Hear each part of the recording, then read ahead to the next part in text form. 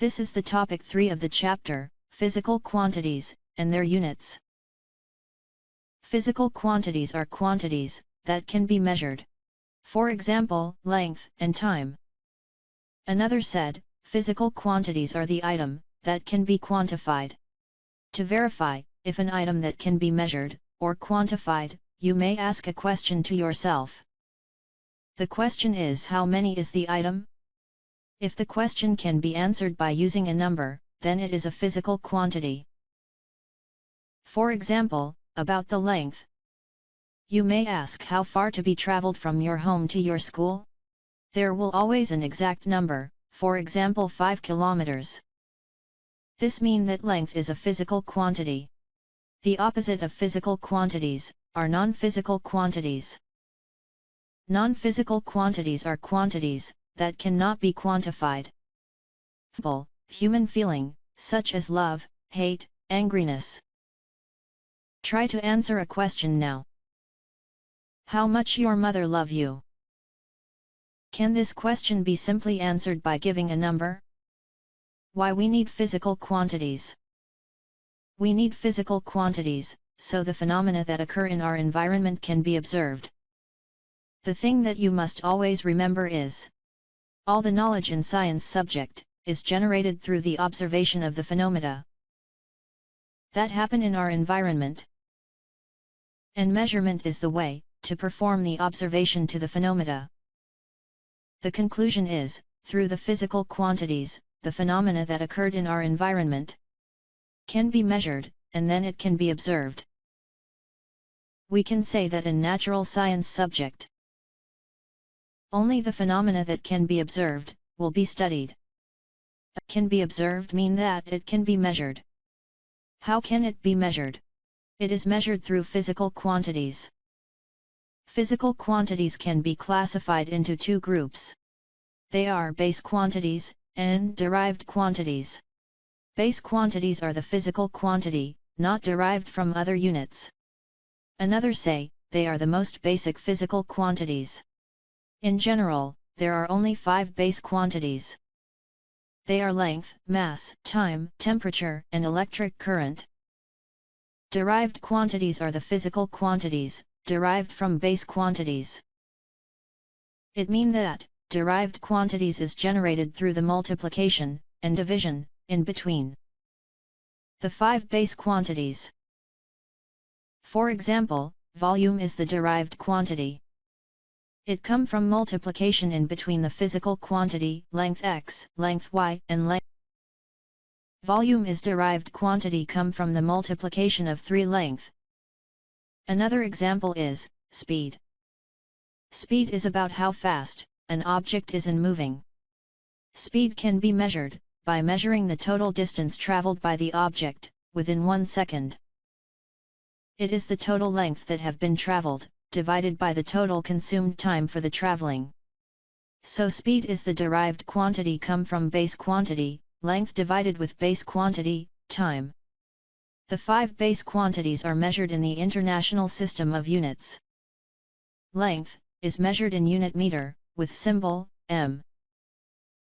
For your knowledge, other than the International System, there are also other measurement system, for example, the British Imperial measurement system. In British Imperial measurement system, the length is measured in unit, inch.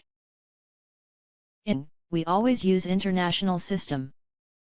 In SI unit, mass is measured in unit, kilogram, with symbol kg. In SI unit, the base quantity, time, is measured in unit, second, with symbol s.